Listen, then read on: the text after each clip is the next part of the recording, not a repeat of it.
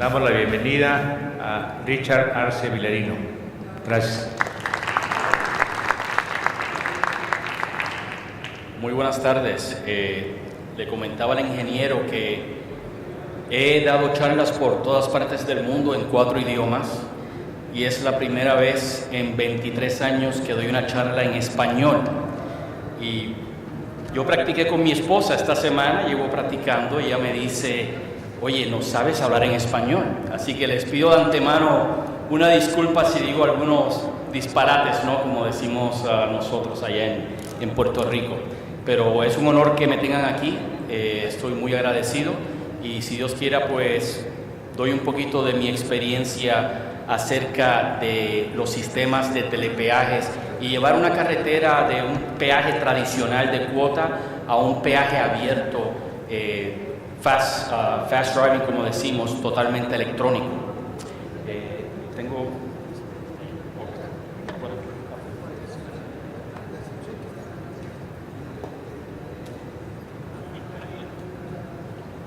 Bueno, como ven, un poquito acerca de mí, algunos de los primeros sistemas electrónicos que se instalaron en México fue una compañía en la que yo trabajé anteriormente. Instalamos los sistemas en el viaducto para la compañía OHL hace varios años atrás. Por lo tanto, yo llevo casi 9 años viajando muy consistente a México y ayudando a varios colegas. No solamente ya no trabajo para esa compañía, estoy ahora con CAI, pero ayudando a personas como Luis Lezama Hierro de la SCT, dando ciertas recomendaciones en los esquemas de sistemas de telepeaje electrónico. Y para mí es muy importante que la red de México en cuestión de carreras de cuota, como ven, es bastante intenso, es muy grande. Se puede comparar a varias otras a nivel mundial y muy complejo. Y había un tema cuando primero vine a México que me comentaron los colegas: Richard, si no tropicalizas el sistema, no vengas a hablarnos. Y me tomó mucho tiempo poder entender qué era eso de tropicalizar el sistema. Y también me di cuenta más a fondo que era una de las barreras que ellos mismos se ponían para poder progresar a un sistema de mucho más avanzado, con muchos más beneficios, y tocaré eso en un rato, ¿no? Por lo tanto, mi enfoque va a ser cómo podríamos llevar una carretera con las deficiencias en cuestión de tráfico hoy en día al proceso de transición y a lo que sería verdaderamente el logro a una carretera donde fuera totalmente abierta con un sistema electrónico moderno para poder procesar el tráfico. En la foto pueden ver como quería dar un ejemplo. Yo trabajé para el gobierno de la Florida por 18 años a cargo del sistema de peaje para el Florida Turnpike. En ese sistema se abrió en 1957. Había una caseta con un policía con una shotgun colectando dinero. Y me acuerdo que decían: jamás se habrá un sistema aquí electrónico, jamás llegaremos.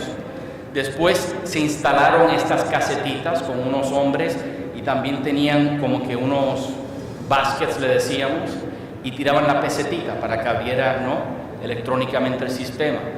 Y nos dijeron: jamás aquí el público aceptará poner sistemas electrónicos que no haya nadie, que no haya ningún control, ¿no? Y por lo tanto ven como siempre ha habido un problema de tráfico, pero van a ver claramente cómo esas líderes en estos gobiernos y operaciones privadas que trajeron el concepto de poder abrir las carreteras para poder minimizar los problemas de tráfico en ciertas áreas urbanas y rurales, ¿no?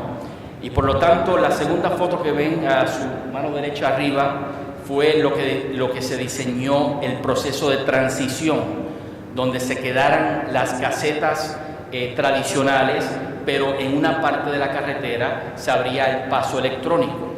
Y ven abajo lo que hoy en día se ve mucho en Estados Unidos, en la Florida específicamente, que es lo que se llama ORT, Open Road Tolling.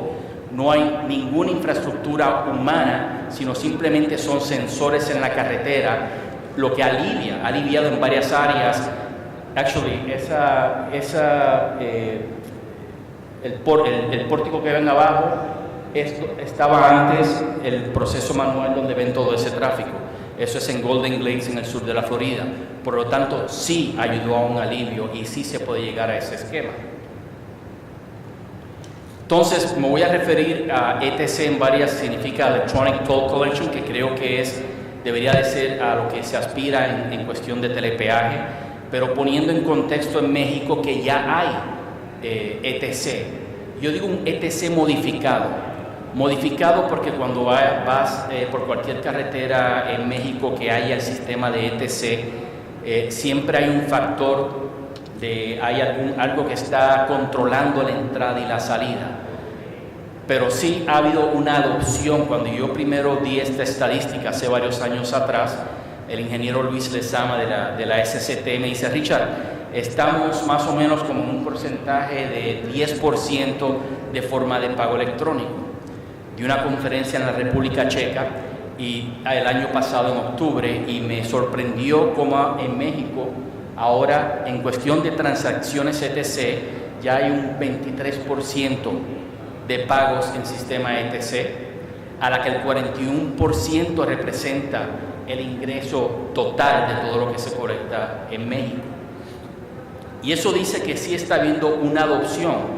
Varias de las razones es lo mismo que como pasó en Estados Unidos.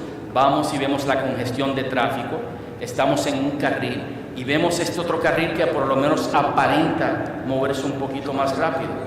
Y pues ahí empezamos con las dudas: ¿cómo podemos modificar al usuario para moverlo a ese carril para poder forzar más un poquito el tráfico libre en esas carreteras? Y un ejemplo para mí muy jocoso, ¿no?, es mi abuelo, que me dice: yo estoy retirado, no necesito tener un transponder, un sticker tag, porque yo no tengo prisa, ya estoy retirado. Le digo: pero abuelo, no importa, ¿para qué estar con esa fila de gente y ese tráfico? Puedes llegar más temprano a casa, puedes tal vez compartir un poquito más con la familia. Y él se opuso. Pues un día le digo yo a mi abuela: mira, le compré un taxi, lo puse al carro, no hagas más esas filas. Mi abuelo empieza a usarla y hace poco, ya mi abuelo falleció hace como unos 7 años atrás, pero antes de él fallecer le digo: oye abuelo, no tengo tag porque estoy en un carro de alquiler, estábamos en una visita familiar. Me dice: contra chico, pero ¿cómo no vas a tener un tag? Si eso todos lo tenemos ahora, yo nunca he hecho una fila, ¿no? Y me vi la modificación de él, de una persona mayor ya retirado, que era cuestión de tiempo llevarlo a ese aspecto. Pero ya el ETC en México representa 3 millones de personas, hay 300 millones de transacciones anuales que se hacen en ETC. Y ha habido un porcentaje aproximadamente de un 10%.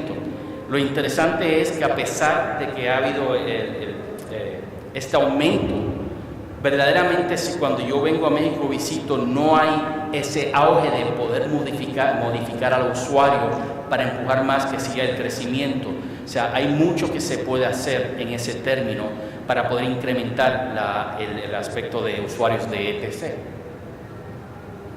Entonces, ¿cómo llegamos a ese proceso? Pues hay unos puntos muy básicos, ¿no? Obviamente hay que identificar el problema. En este caso creo que la congestión que vemos es el punto clave, ¿no? Hay que hacer estudios de tráficos, estudios ambientales, hay que hacer totalmente la planificación urbana en el proceso. Interesante que la conferencia aquí de ingeniería, porque yo he visto durante muchos años cómo es que a veces se toman decisiones financieras en la planeación de los sistemas de telepeaje, pero a veces se le acerca mucho a los ingenieros para poder identificar estos primeros 3 aspectos. Cuando yo trabajé con el gobierno por muchos años, una vez se abrió un telepeaje en una área que no tenía ningún sentido. No estaba aliviando tráfico, no había ni tráfico, pocas viviendas, no se había establecido un crecimiento, ya sea de business, ¿no?, de negocios, o que iban a haber casas construyéndose. Era un área totalmente remota. Y pues preguntamos, ¿por qué estamos invirtiendo cientos de millones de dólares en ese telepeaje?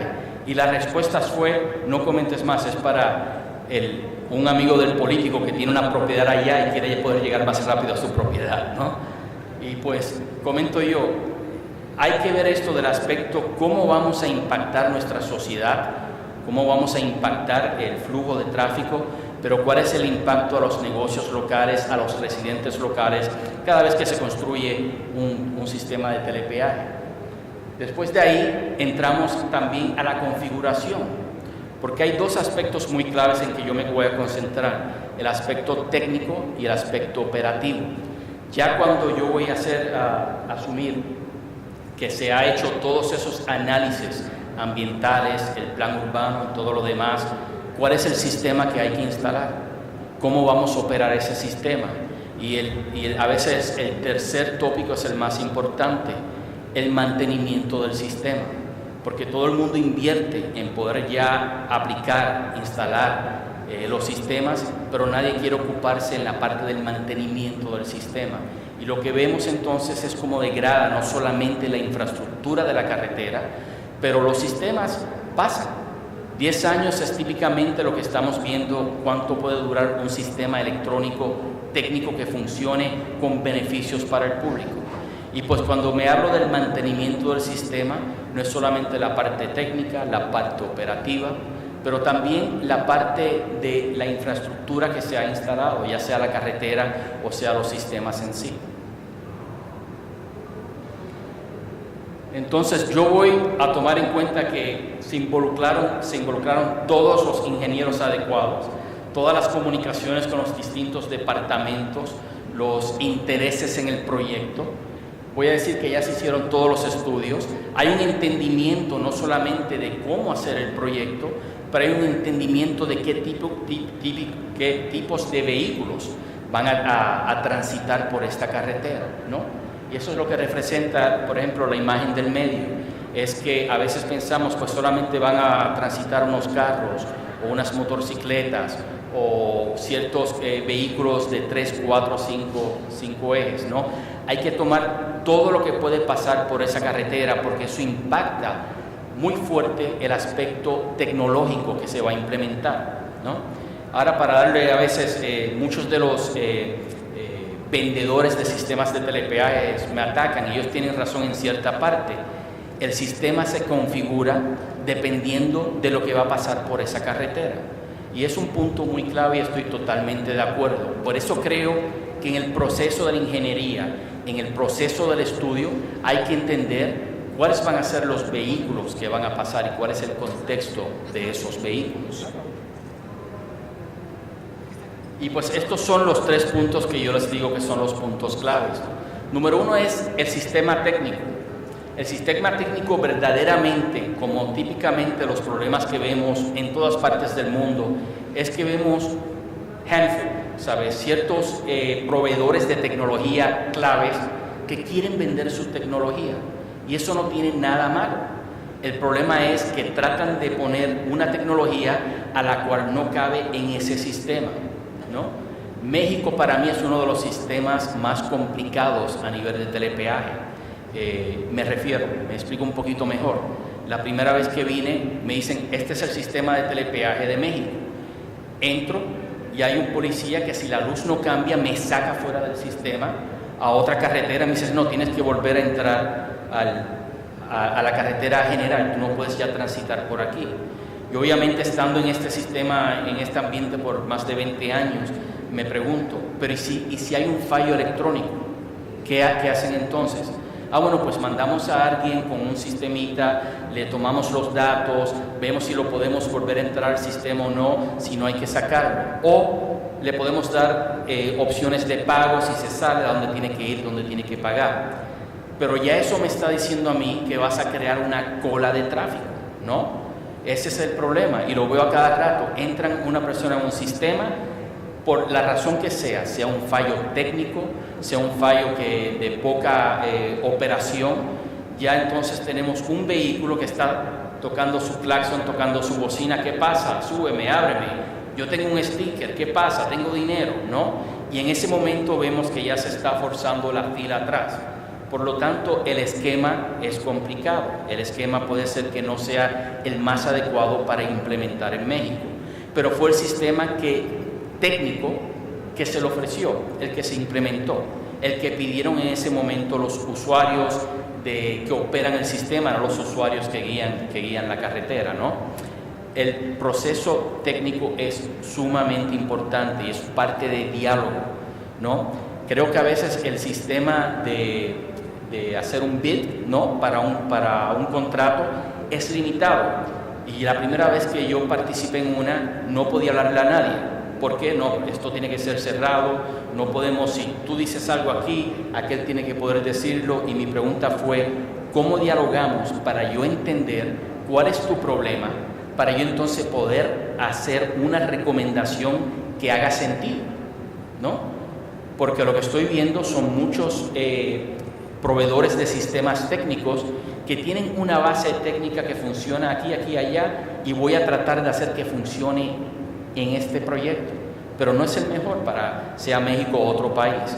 Por lo tanto, hay que cambiar ya hasta el proceso de cómo dialogamos para entender cuáles son las necesidades, para poder extraer lo mejor de esas compañías que están ofreciendo sistemas técnicos, para que ellos puedan ir a sus ingenieros y decir, oye, tenemos que cambiar la configuración de cómo trabaja nuestro sistema. ¿Por qué? Porque tal vez en este proyecto hay ciertos aspectos que no van a funcionar ahí. ¿Cómo podemos hacer que funcione mejor, ¿no? Y el diálogo es una parte muy importante de la faceta técnica. Lo otro es el esquema de funcionamiento. Muy interesante, y utilizo libremente a México, me perdonan como un ejemplo por la experiencia que he tenido. Tenemos ciertos concesionarios que todos tienen sus propios clientes. Todos, cuando yo he ido a dialogar, a platicar con ellos, no, yo no quiero trabajar con aquel, porque aquel es de otra compañía, y mi cliente es mi cliente, ¿no? Entonces, ¿cómo vamos a tener un esquema operativo donde el importante aquí es el cliente? Es la persona que está guiando. Él quiere poder guiar por cualquier carretera en México y no tener una preocupación de, ok, ¿tengo el sistema adecuado o no? ¿Qué hago si paso por la carretera de este otro operador, ya sea de gobierno o sea un operador privado, ¿no? Por lo tanto, los esquemas operativos es la segunda faceta que es muy importante. Y esto tiene que manejarse de un aspecto totalmente abierto, donde no debe de importar a quién le pertenece al cliente. Lo que debe de importar es básicamente que ese cliente tenga una vía y una libre y una manera de que su transacción sea totalmente aceptada, no importe dónde sea, ¿no? Entonces los aspectos operativos tienden a pasar en la parte de atrás de la cámara del back office, ¿no? Que son transacciones que, para usar ejemplo en la Florida como estado, en un momento habían 7 operadores independientes de gobierno, todos eran de gobierno, no habían operadores privados. Pero si yo salía de la ciudad de Orlando hacia la ciudad de Miami, un viaje que me tomaba tal vez 3 horas y media, estoy transitando bajo 3 operadores distintos que no aceptaban mi sistema. Entonces tenía que comprar 3 soluciones distintas, ¿no? Y entonces el gobierno dice, espérate, esto no está funcionando. Se creó un arreglo operativo en la parte atrás, ¿no? Me explico un poquito. Donde no importa qué tecnología pasaba, hay un intercambio que hasta el día de hoy todavía pasa. Hay un intercambio de files electrónicos diciendo, estos clientes pasaron por esta carretera, no son clientes míos, pero sé que son clientes tuyos. Te mando aquí la información. El arreglo operativo permite que esa transacción no solamente pasa, sino que pone unas reglas de cómo va a ser la transferencia de dinero, porque hay una transferencia de dinero de agencia en agencia. Entonces, verdaderamente, Estados Unidos opera en pockets, ¿no? Está el Easy Pass en todo el noreste de Estados Unidos, tienen su sistema, tienen su esquema operativo. La Florida tiene otro esquema operativo, Texas tiene otro esquema operativo, pero no hay un sistema interoperable para toda la nación, ¿no?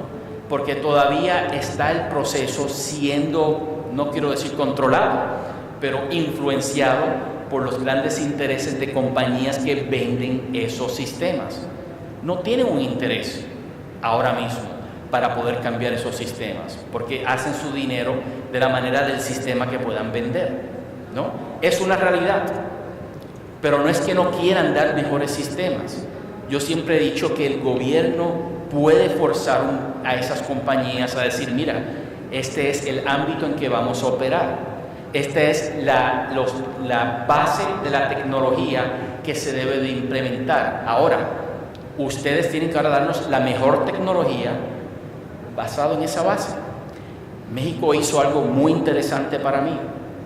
El 27 de junio del 2013 ponen una norma donde dicen la base de comunicación técnica va a ser ABC. Estados Unidos no ha podido hacer eso todavía. Ese es el punto de más discusión en Estados Unidos. Y es una parte que yo veo que ha facilitado que en México podemos llegar al punto de una verdadera interoperabilidad. Forzó a compañías que proveen esos sistemas a decir, ok, ahora tenemos que medir las exigencias del gobierno de México y asegurar que el sistema que brindemos sea un sistema que tecnológicamente pueda comunicarse no importa dónde esté, ¿no? Y eso es un aspecto muy importante a la cual hay que darle crédito al gobierno mexicano y a las personas que se reunieron y identificaron ese problema como una barrera a la verdadera interoperabilidad en México. En Estados Unidos se publicó lo que se llama Map 21, que es supuestamente la visión para los siglos que vienen en cuanto al término de transportación.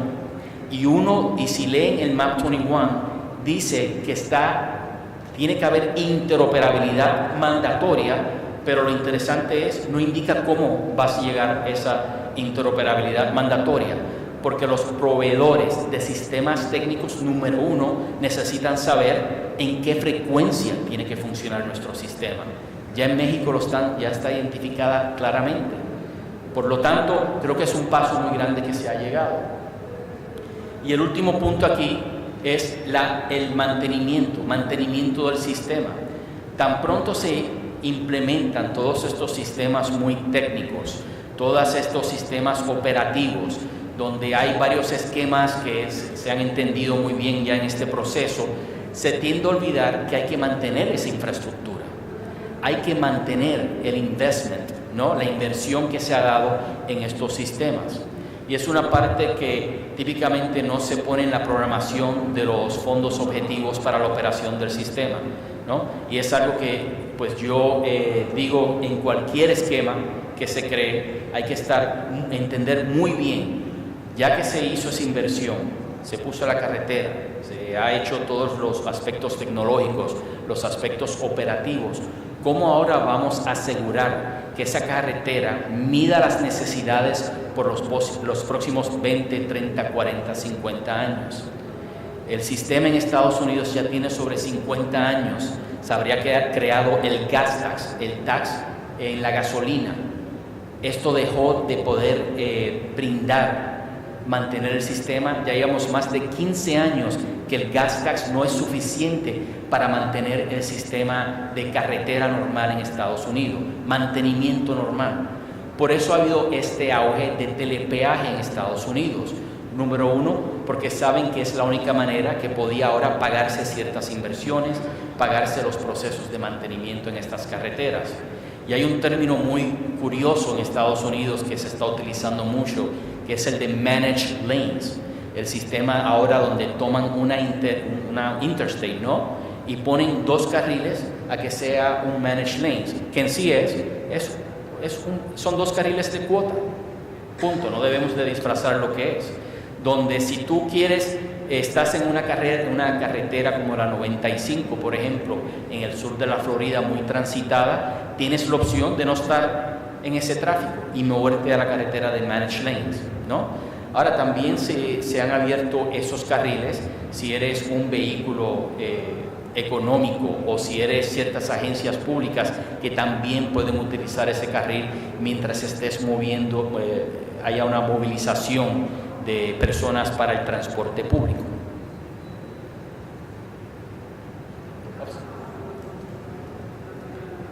Siempre van a haber personas que van a oponerse y hacer lo que sea para evadir el sistema. Estos son fotos actuales. Hasta el día de hoy esto se ve en Estados Unidos. Yo lo he visto en Alemania, lo he visto en Austria. Es muy común. No se desanimen, es el mensaje. Es cómo condicionamos, cómo preparamos un esquema operativo para tratar de no prevenir, tal vez de minimizar el impacto que esto tenga en las carreteras de telepeajes. El accidente, por ejemplo, es muy cómico. Las personas dijeron no estaban claros los signs que decía qué carril debía de tomar. Y esto hasta el día de hoy pasa bastante a menudo. Por eso ahora es que se está abriendo los sistemas de telepeaje. Número 1, para tratar de evitar un poquito los efectos de los gases emitidos por los vehículos cuando están en tráfico constantemente. 2, por una cuestión de seguridad, para quitar problemas como de carros tratando de entrar a un lane por la razón que sea, ¿no? Pero también porque los sistemas electrónicos presentan un mejor esfuerzo de controlar personas que tratan de evadir el sistema, porque ya es un proceso de seguridad.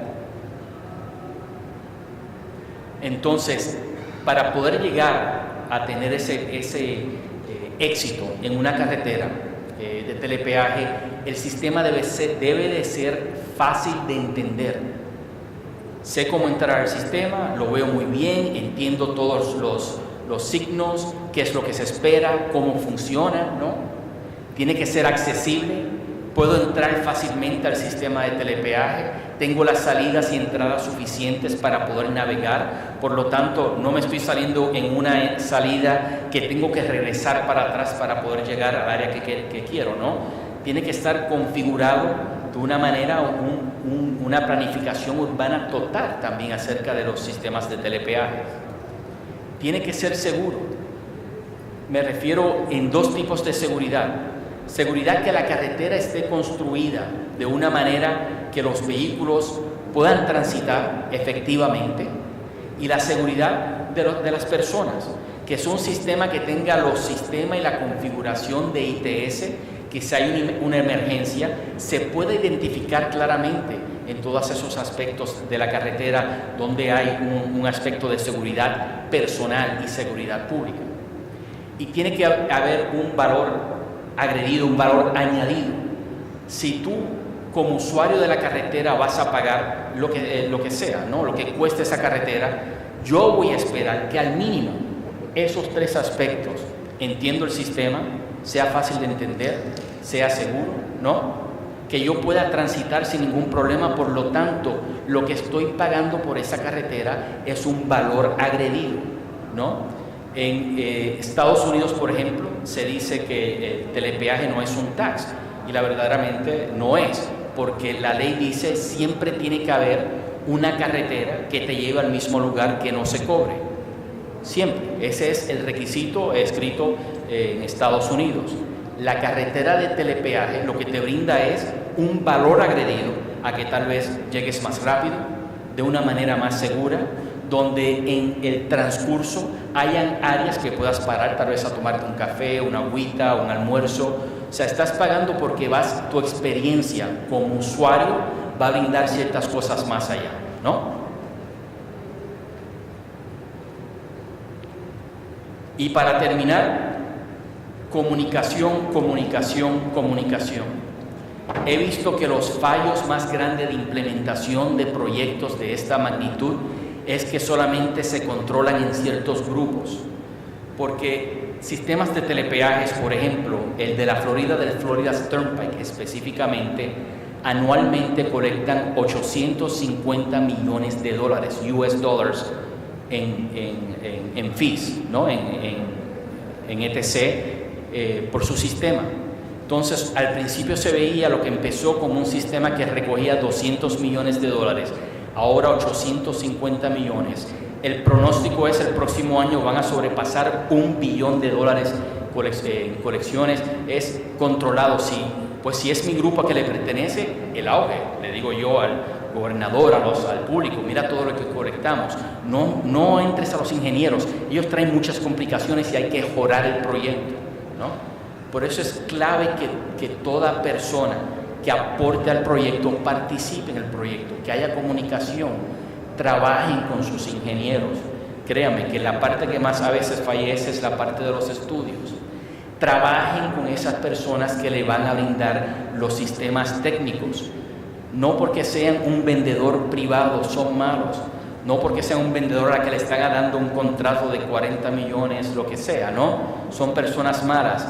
El mejor sistema creado técnico es el sistema donde hay un intercambio de información, de entendimiento de cómo se espera que funcione el sistema. Y la gestión de proyecto, obviamente, cuando se está ya implementando el proyecto, que siga la comunicación. A veces se cometen errores, ¿no? Y es clave que se identifiquen esos errores y atraer nuevamente a esas personas que contienen información, que contienen la sabiduría de saber cómo arreglar esos sistemas. Y por lo tanto, para mí lo más clave es comunicación, comunicación, comunicación. Ha sido un honor este tiempo que comparto con ustedes.